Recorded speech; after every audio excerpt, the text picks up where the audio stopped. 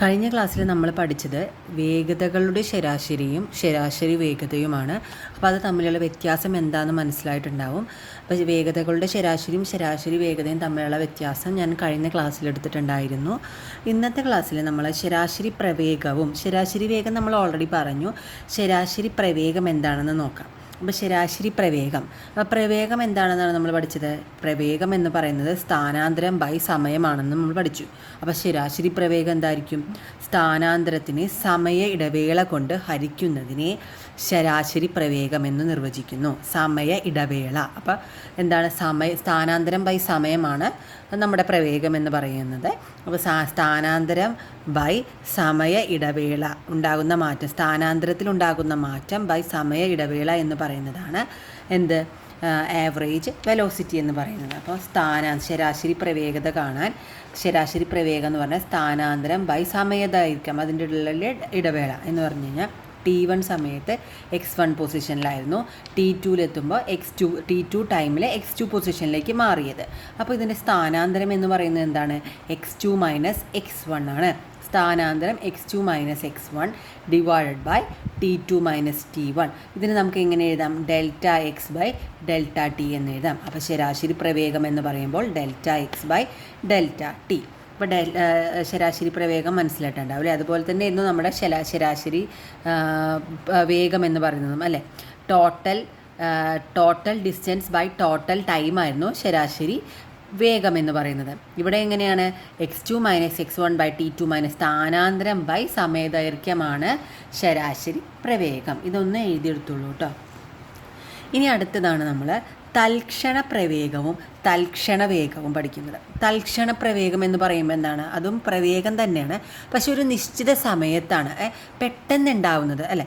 നിശ്ചിത സമയം തൽക്ഷണം അതിൽ തന്നെ ഉണ്ട്. തൽക്ഷണം പെട്ടെന്നുണ്ടാവുന്ന പ്രവേഗത്തിന് ശരാശരി പ്രവേഗം സൂചിപ്പിക്കുന്നത് ഒരു വസ്തു ഒരു പ്രത്യേക ഇടവേളയിൽ എത്ര വേഗത്തിൽ സഞ്ചരിക്കുന്നു എന്നാണ് അല്ലേ? ശരാശരി പ്രവേഗം എന്താണ് പറയുന്നത്? ഒരു വസ്തു ഒരു പ്രത്യേക ഇടവേളകളിൽ അല്ലേ, T2 മൈനസ് T1 എന്ന് പറഞ്ഞാൽ ഈ ഇടവേളയിൽ ഈ T1 T2 എന്ന് പറയുന്ന ഇടവേളയിൽ എത്ര വേഗത്തിൽ സഞ്ചരിക്കുന്നു എന്നാണ് അതിൻ്റെ പ്രവേഗം എന്ന് പറയുന്നത് അല്ലേ?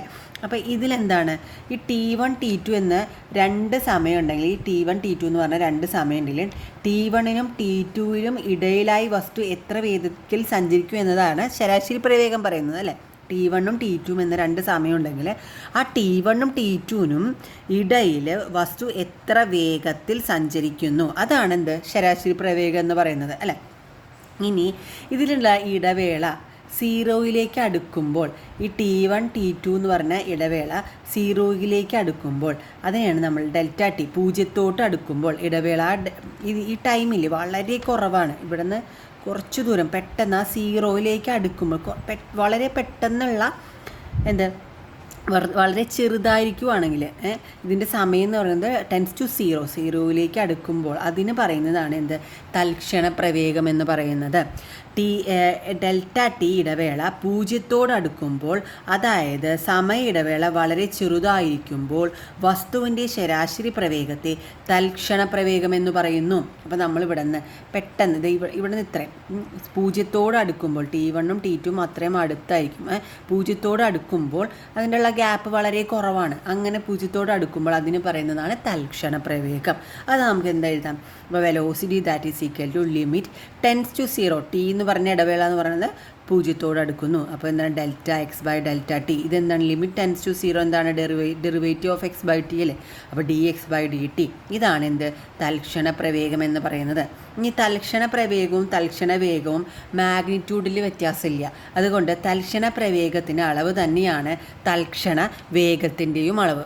തൽക്ഷണ പ്രവേഗത്തിൻ്റെ അളവ് തന്നെയാണ് എന്ത്? തൽക്ഷണ വേഗത്തിൻ്റെയും അളവ്. അത് ഓർത്തിരിക്കണം കേട്ടോ. അപ്പോൾ തൽക്ഷണ പ്രവേഗവും തൽക്ഷണ വേഗവും മനസ്സിലായില്ലേ? നമ്മൾ ശരാശരി പ്രവേഗം കാണുന്നതിൻ്റെ അത് തന്നെയാണ്, പക്ഷെ അതിൻ്റെ ഇടവേള എന്ന് പറയുന്നത് വളരെ കുറവായിരിക്കും. അത് സീറോയിലേക്ക് അടുക്കുന്നു, അത്ര കുറവായിരിക്കും ഇടവേള എന്ന് പറയുന്നത്. അതാണ് എന്ത്? പെട്ടെന്ന് ഉണ്ടാവുന്ന പ്രവേഗം ഒരു നിശ്ചിത സമയത്തുള്ളതാണ്. Limit delta T to zero delta x by delta t equal to d x by d t. അതാണ് തൽക്ഷണ പ്രവേഗവും തൽക്ഷണ വേഗവും. ഇനി പറഞ്ഞ കാര്യം തന്നെയാണ്, എന്നാലും ഒന്ന് പറഞ്ഞേക്കാം. ആദ്യ പ്രവേഗവും അന്ത്യപ്രവേഗവും അല്ലേ, ഇനീഷ്യൽ വെലോസിറ്റിയും ഫൈനൽ വെലോസിറ്റി, അങ്ങനെ പറഞ്ഞാൽ പെട്ടെന്ന് മനസ്സിലാവും. ഇനീഷ്യൽ വെലോസിറ്റിയും ഫൈനൽ വെലോസിറ്റി. അപ്പോൾ ഒരു വസ്തു നിശ്ചലാവസ്ഥയിൽ നിന്ന് യാത്ര ആരംഭിക്കുമ്പോഴും നിർബാധം താഴേക്ക് പതിക്കുമ്പോഴും അതിൻ്റെ ആദ്യ പ്രവേഗം എത്രയായിരിക്കും? 0 ആയിരിക്കും. ഒരു വസ്തു എങ്ങനെയാണ്? ഒരു വസ്തു എന്ന് പറയുമ്പോൾ നിശ്ചലാവസ്ഥയിൽ, ഒരു വസ്തു നിശ്ചലാവസ്ഥയിൽ ഇരിക്കുമ്പോൾ ഇതിന് വെലോസിറ്റി പ്രവേഗം ഉണ്ടോ? ഇല്ല. അപ്പോൾ ഇനീഷ്യൽ വെലോസിറ്റി എന്ന് പറയുന്നത് എന്തായിരിക്കും? ഇവിടെ 0 ആയിരിക്കും. ഇനീഷ്യൽ വെലോസിറ്റി 0 ആയിരിക്കും. അത് സ്റ്റാർട്ട് ചെയ്യുമ്പോഴുള്ള ടൈമിൽ കേട്ടോ. പിന്നെ എന്താ പറഞ്ഞത്? അതുപോലെ നിർബാധം താഴേക്ക്, ഒരു വസ്തു മുകളിൽ നിന്ന് താഴേക്ക് പതിക്കുമ്പോൾ അപ്പോൾ ഒരു വസ്തു മുകളിൽ നിന്ന് താഴേക്ക് പതിക്കുമ്പോൾ എന്താണ്? ഒരു വസ്തു നിർബാധം താഴേക്ക് പതിക്കുമ്പോൾ അതിൻ്റെ ആദ്യ പ്രവേഗം എന്തായിരിക്കും? 0 ആയിരിക്കും. മുകളിൽ നിന്ന് നിർബാധം താഴേക്ക് പതിക്കുന്നു. അപ്പോൾ എന്താണ്? യു എന്തായിരിക്കും? 0 ആയിരിക്കും. ഇനി ഒരു വസ്തു നിശ്ചലാവസ്ഥയിലാകുമ്പോൾ ആ വസ്തുവിൻ്റെ അന്ത്യപ്രവേഗം, ഒരു വസ്തു ഇങ്ങനെ ചലിച്ചുകൊണ്ടിരുന്ന് ഇവിടെ വെച്ചത് സ്റ്റോപ്പായി. അപ്പോൾ എന്താണ് ഇതിൻ്റെ അന്ത്യപ്രവേഗം എന്ന് പറയുന്നത്? അന്ത്യപ്രവേഗം എന്ന് പറഞ്ഞാൽ ഇനീഷ്യൽ വെലോസിറ്റി എന്താവും? 0 ആവും. ഇവിടെ എന്തായി? സ്റ്റോപ്പ് ചെയ്തപ്പോൾ ഇതിൻ്റെ വെലോസിറ്റി അവിടെ കുറഞ്ഞു, ഇല്ലാതായി. അപ്പോൾ എന്താണ്? വെലോസിറ്റി ഫൈനൽ വെലോസിറ്റി എന്ന് പറയുന്നത് 0 ആയതാണ് ഇവിടെ പറഞ്ഞത്. ഒരു വസ്തു നിശ്ചലാവസ്ഥയിലാകുമ്പോൾ ആ വസ്തുവിൻ്റെ അന്ത്യപ്രവേഗം എന്ന് പറയുന്നത് 0 ആയിരിക്കും. ഇനി മുകളിലേക്ക് എറിയപ്പെടുന്ന വസ്തുക്കൾ അതിൻ്റെ സഞ്ചാരപഥത്തിലെ ഏറ്റവും ഉയർന്ന സ്ഥാനത്തെത്തുമ്പോൾ അന്ത്യപ്രവേഗം 0 ആയിരിക്കും. അപ്പോൾ നമ്മൾ മുകളിലേക്ക് എറിയുന്നൊരു വസ്തു മുകളിലേക്ക് ഇങ്ങനെ എറിഞ്ഞ് ഏറ്റവും ഹയസ്റ്റ് പൊസിഷനിലെത്തി. ഇവിടെ എത്തിക്കഴിഞ്ഞാൽ ഇനി ഇത് മുകളിലോട്ട് പോകും? ഇല്ല, ഇവിടെ വരെ എത്തുള്ള ഏറ്റവും ഹയസ്റ്റ് പൊസിഷനിൽ എത്തിയതിന്. അപ്പോൾ അതിൻ്റെ വെലോസിറ്റി എന്തായിരിക്കും? ഫൈനൽ വെലോസിറ്റി എന്ന് പറയുന്നത് 0 ആയിരിക്കും. താഴേക്ക് വരും പിന്നെ അല്ലേ, മുകളിലേക്ക് പോയിട്ട് ഇവിടെ എത്തി. ഫൈനൽ വെലോസിറ്റി എന്ന് പറയുന്നത് 0 ആയിരിക്കും. മുകളിലേക്ക് എറിയപ്പെടുന്ന വസ്തുക്കൾ അതിൻ്റെ സഞ്ചാരപഥത്തിലെ ഏറ്റവും ഉയർന്ന സ്ഥാനത്തെത്തുമ്പോൾ അന്ത്യപ്രവേഗം 0 ആയിരിക്കും. ഇന്ന് നമ്മൾ പഠിക്കാൻ പോകുന്നത് ഗ്രാഫുകളെ കുറിച്ചാണ്. ഗ്രാഫിൽ നോക്കിയേ, ഈ ഗ്രാഫിൽ എക്സ് ആക്സിസും വൈ ആക്സിസും ഉണ്ട്. ഇതിൽ ഈ എക്സ് ആക്സിസ് എന്ന് പറയുന്നത് ഹൊറിസോണ്ടലാണ്.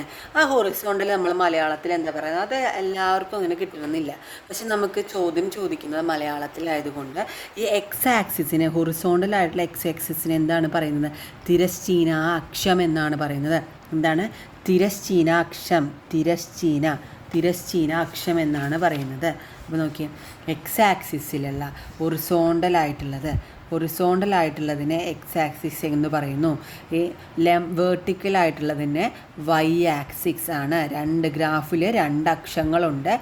എക്സ് അക്ഷവും വൈ അക്ഷവുമാണുള്ളത്.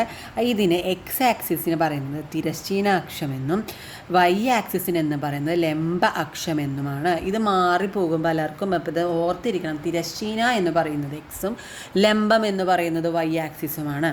അപ്പോൾ ഇതാണ് ഗ്രാഫിൻ്റെ ബേസിക് ആയിട്ടുള്ള കാര്യം. എക്സും വൈ ആക്സിസും എന്താണെന്ന് നമ്മൾ പഠിച്ചിരിക്കണം. ഇനി നമുക്ക് ഒരു വസ്തുവിൻ്റെ സ്ഥാനസമയ ഗ്രാഫ് പഠിക്കാനുണ്ട്. അതുപോലെ നെഗറ്റീവ് പ്രവേഗത്തിൽ പോകുന്ന കാര്യം, അതുപോലെ സ്ഥിരാവസ്ഥയിലുള്ള കാര്യം, അതൊക്കെ നമുക്ക് കുറച്ച് പഠിക്കാനുണ്ട്. അപ്പോൾ നമുക്ക് അതിന് മുന്നേ തന്നെ ഈ റിട്ടാർഡേഷൻ എന്താണെന്നൊന്നും പഠിക്കാം.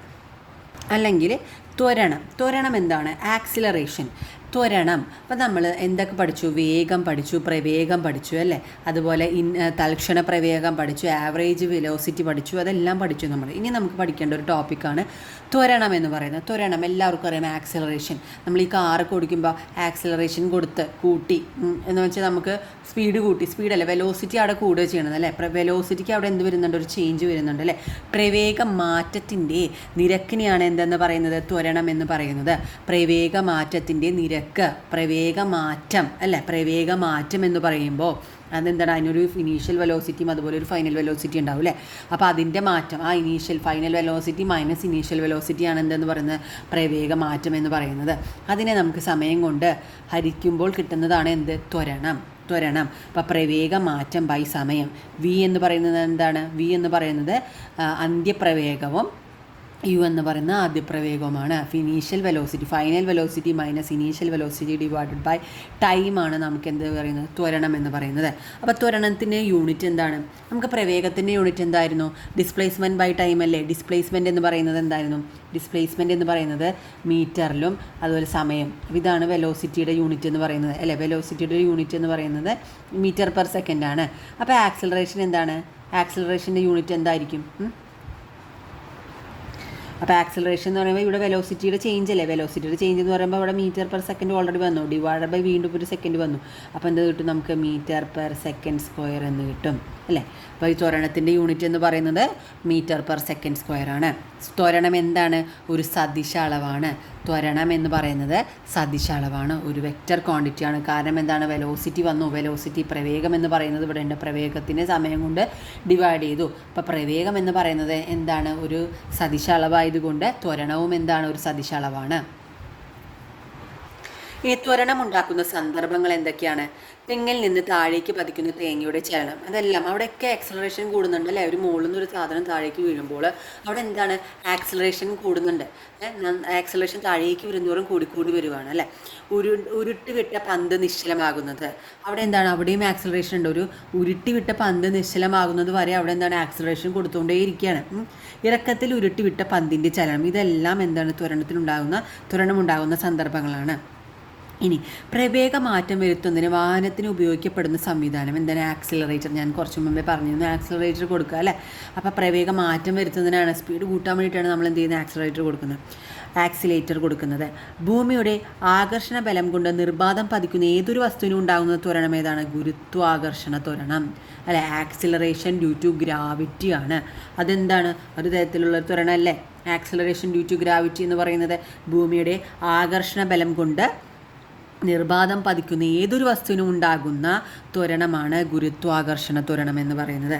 അപ്പോൾ ഇനി എന്താണ്? മന്ദീകരണം നോക്കാം അല്ലേ. ത്വരണം പഠിച്ചു. ഇനി ത്വരണം എന്ന് പറയുന്നത് എന്താണ്? പ്രവേഗ മാറ്റത്തിൻ്റെ നിരക്ക്. ഇനി മന്ദീകരണം എന്താണെന്ന് നമുക്ക് നോക്കാം.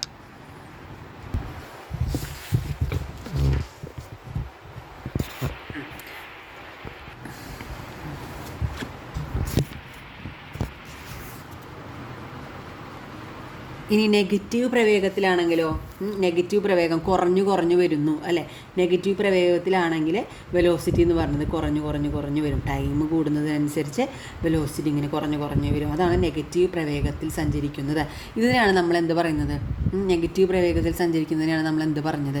ആക്സിലറേഷൻ, മന്ദീകരണം എന്ന് പറഞ്ഞത് അല്ലേ കുറച്ച് മുമ്പേ. ഇപ്പോൾ ഞാൻ കുറച്ച് മുമ്പേ പറഞ്ഞിരുന്നു സ്ഥിരാവസ്ഥയിലുള്ള ഗ്രാഫ്. സ്ഥിരാവസ്ഥയിലാവുമ്പോൾ എന്താ? വെലോസിറ്റി അവിടെ പ്രവേഗം എന്ന് പറയുന്നത് കോൺസ്റ്റൻ്റ് ആയിരിക്കും. ടൈം മാറുന്നതനുസരിച്ച് പ്രവേഗം കോൺസ്റ്റൻ്റ് ആവും.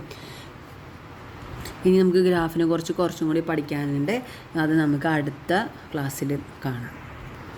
അപ്പോൾ ഇതിന് ഞാനൊരു 10-11 ക്ലാസ് മൊഡ്യൂൾ 1 പാർട്ടിക്കൽ ഡൈനാമിക്സിൽ ആഡ് ചെയ്തിട്ടുണ്ട്. അപ്പോൾ പ്ലേലിസ്റ്റിലുണ്ടത്. അപ്പോൾ അത് കാണാത്തവർ ഒന്ന് അതും കൂടി ഫുള്ള് കണ്ടിട്ട് അടുത്ത ക്ലാസ് കാണാം. അപ്പോഴാണ് നമുക്കൊന്നൊരു കണ്ടിന്യൂറ്റി കിട്ടുക നമുക്ക്.